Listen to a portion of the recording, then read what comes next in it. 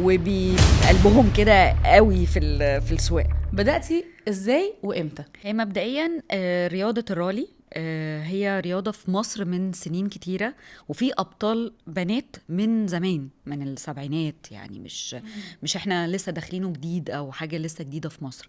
ومش في مصر بس، لا، في العالم كله، في كل البلاد. كنت في رحلة عادية خالص في الصحراء في سيوة، ولقيت البدو هناك بيسوقوا بطريقة مختلفة جدا. بيطلعوا الديونز، هي الصحراء فيها الديونز، الكثبان الرملية، وبيسوقوا بسرعه، وبقلبهم كده قوي في السواقه. الموضوع شدني جدا، فعرفت ان في سباقات في الصحراء، وعرفت كل الخطوات بتاعتها، وانا بسوق بسرعه بزياده في الشارع. اساسا بقى فيا جماعه لو شفتوها في الشارع اجروا.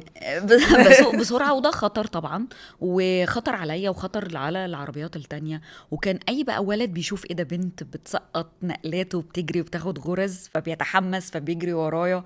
فبنشد مع بعض. فبنشد مع بعض على الدائري بقى في مصر وكده. فحسيت لا، خطر في تراكات في مصر، يعني روحي طلعي الادرينالين هناك، زي سباقات الكارتينج او الدريفت او السبيد. ابتديت الكارتينج، دخلت بطولات في القاهرة وشرم الشيخ، دي البداية خالص بقى.